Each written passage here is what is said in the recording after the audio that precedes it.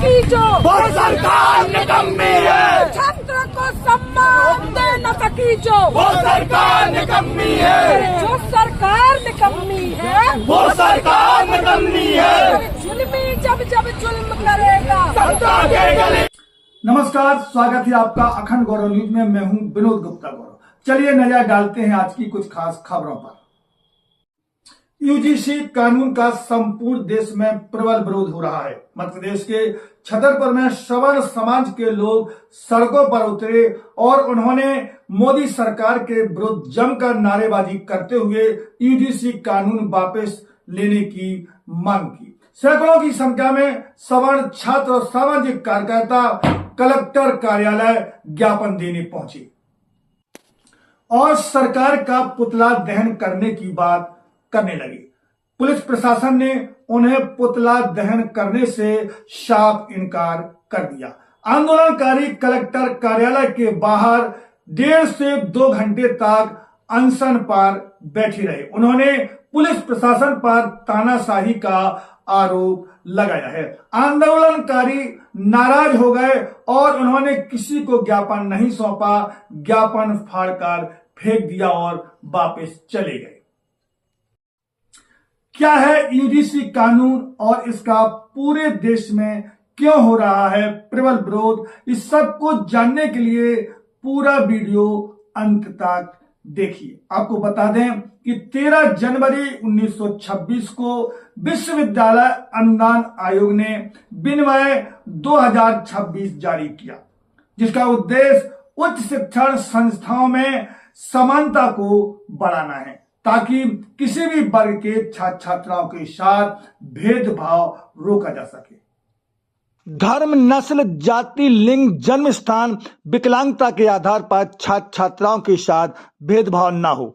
विशेष रूप से अनुसूचित जाति, अनुसूचित जनजाति, अन्य पिछड़े वर्गों, विकलांग सदस्यों के विरुद्ध भेदभाव खत्म किया जा सके। इसके अलावा उच्च शिक्षा संस्थानों में समानता को बढ़ावा दिया जा सके। इसके मुताबिक जाति आधारित भेदभाव का अर्थ अनुसूचित जाति, जनजाति और अन्य पिछड़े वर्गों के सदस्यों के विरुद्ध केवल जाति या समुदाय के आधार पर भेदभाव है।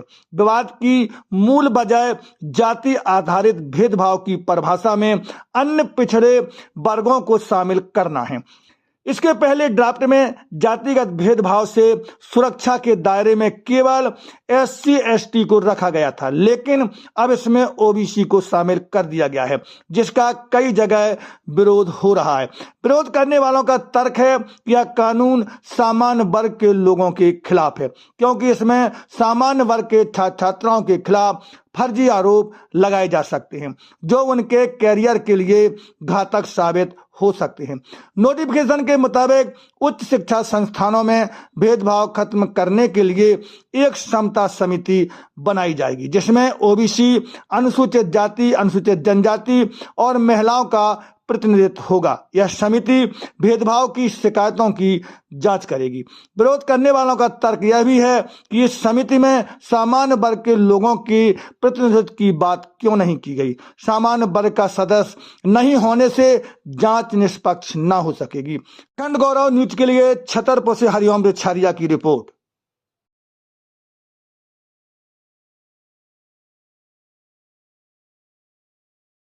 आज आपने जो देखा है कि यूजीसी का जो नया कानून आया है वो स्वयं विरोधी कानून। केंद्र सरकार को स्वयं अब इतने चुभने लगे हैं कि वो हम लोगों को अब देश से निकालने का काम कर रही है। जिस समाज ने इस देश के लिए अपने प्राण, जमीन, जायदाद, रियासतें दान में दी, जिस समाज ने सबसे आगे रह के इस भारत को अखंड बनाने का काम किया है, आज उसी समाज को उसके अधिकार और सम्मान से वंचित किया जा रहा है। जब स्वयं समाज सड़कों पे उतरता है तो आपने देखा कि पुलिस प्रशासन कैसे हम लोगों को रोकता है, हमारे अधिकार और सम्मान से कैसे हम लोगों को दूर भगाता है कि हम अपने अधिकार और सम्मान के लिए नहीं लड़ सकते हैं। यूजीसी में जो नया कानून आया है उसमें आपने सबको स्थान दिए, सब स्वर्ण को छोड़ के। क्या स्वर्ण इस देश में अपराधी है? क्या आतंकवादी है? क्या वो कोई आतंकवादी है? स्वर्ण समाज आपने उसको टारगेट करने के लिए एक कानून बनाया है। अगर कोई झूठी कार्रवाई करती है तो उसके ऊपर कोई भी कार्रवाई नहीं होती है।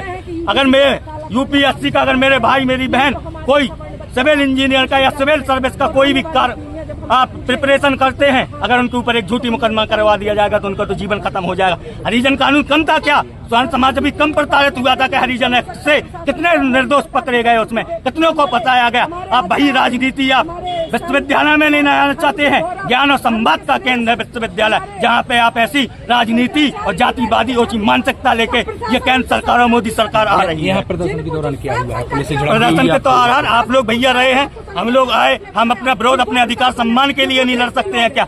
हमें पुलिस प्रशासन ने रोका, हमें अपने ज्ञापन देने से रोका, हमारे विरोध प्रदर्शन करने से रोका। हम अपने अधिकार और सम्मान के लिए क्या अब रोड पे भी नहीं आ सकते हैं क्या? स्वर्ण समाज अब इतनी चुभने लगी है केंद्र सरकार को कि हम लोगों को अब रोड पे भी नहीं आने दे सकती, कि अधिकारों से नहीं देने चाहती। तो हम तो कहते हैं ना मोदी सरकार से कि हमें दूसरा राष्ट्र दे दो, हम दूसरे राष्ट्र में रह लेंगे, मगर हमारा अधिकार और सम्मान हमें चाहिए। जिंदाबाद जिंदाबाद।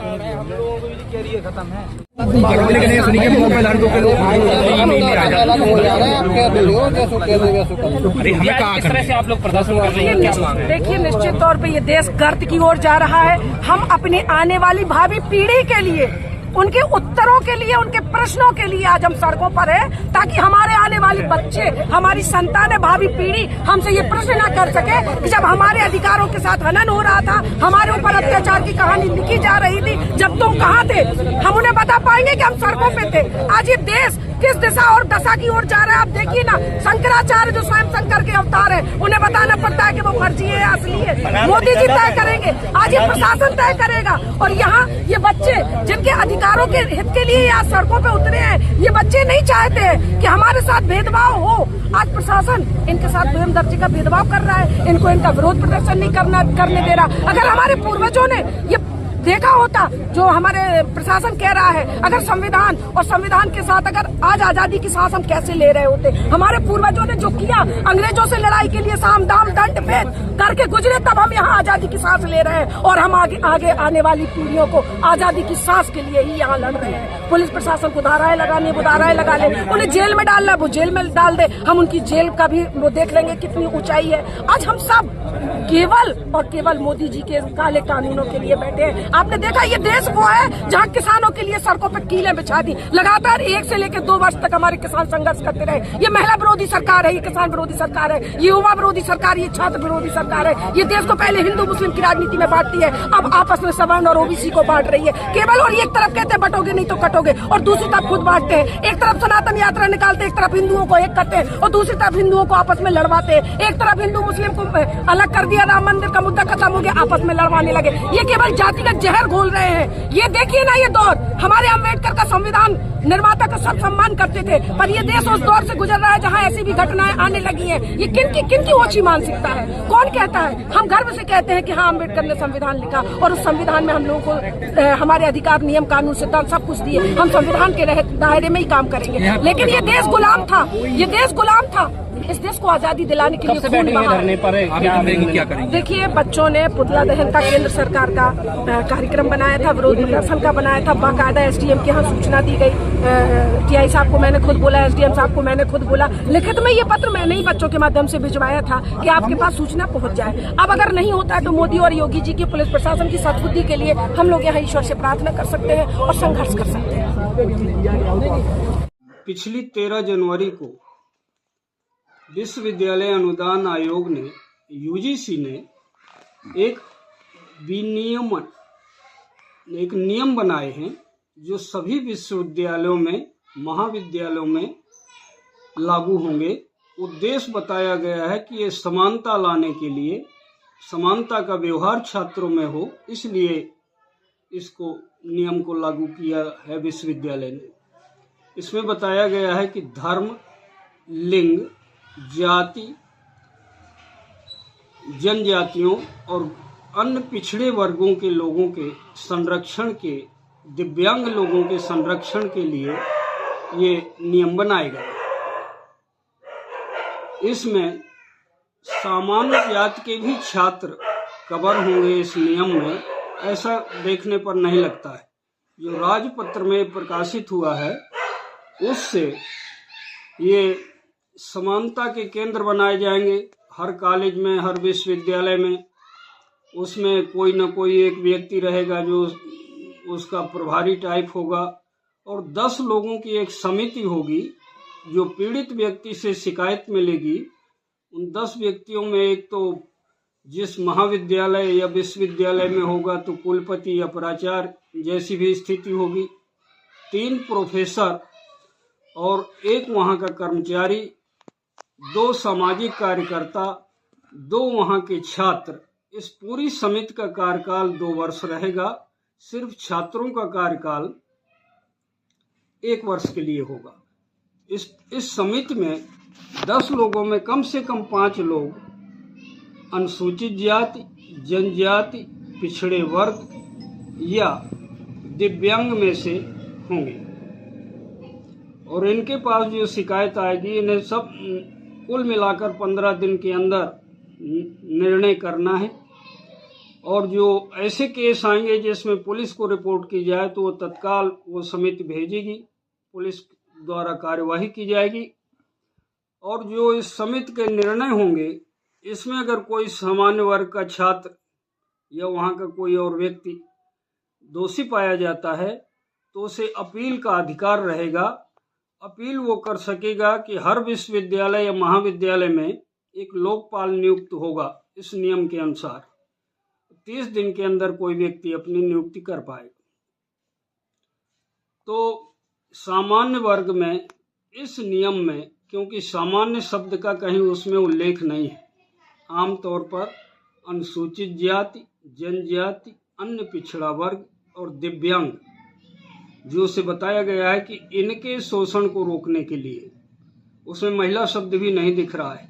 हालांकि महिला को भी ये परिभाषित नहीं किया गया कि इसमें सामान्य महिलाएं आएंगी या नहीं आएंगी। महिला शब्द लिखा है पर आगे जातियों का उल्लेख है, वर्गों का उल्लेख है। तो हो सकता है अभी इसमें और कोई संशोधन हो कि महिला क्या उन्हीं 3 वर्गों की होगी या सामान्य वर्ग की भी महिला होगी। दिव्यांग शब्द आया है, दिव्यांग क्या सामान्य वर्ग का दिव्यांग उसमें आएगा या नहीं, ऐसा कहीं स्पष्ट तो दिखता नहीं है। वैसे दिव्यांग के आधार पर तो कोई भी हो, किसी भी जाति धर्म का हो, किसी स्थान का हो, क्योंकि स्थान को भी इसमें जोड़ा गया है। जाति धर्म के अलावा इस स्थान कहाँ वो पैदा हुआ है वो भी दंड, अगर उसके आधार पर किसी को परेशान किया गया तो भी वो दंड का भागी होगा, परेशान करने वाला व्यक्ति। अभी यही नियम है और इसमें सामान्य वर्ग के छात्रों को ये लग रहा है कि उनके साथ अन्याय होने पर वो कहाँ सुनाएंगे, ऐसा उसमें कोई यूजीसी के नियमों में प्रावधान नहीं। क्या लगता है इस कानून में संशोधन होना चाहिए? हाँ, निश्चित उसमें सामान्य वर्ग भी जुड़ जाता। सामान्य वर्ग के भी छात्र को परेशानी हो सकती है किसी के द्वारा, तो इंस्टीट्यूशन का जहाँ वो पढ़ रहा है वहाँ के हेड का या इस नियम में बनाई गई समिति का काम है कि उसके भी संरक्षण करें। हमारे YouTube चैनल को सब्सक्राइब करें, फेसबुक पेज को फॉलो करें, वीडियो को लाइक, कमेंट और ज्यादा से ज्यादा शेयर करें। खास खबरों के लिए देखते रहिए अखंड गौरव न्यूज, साहस सच कहने का।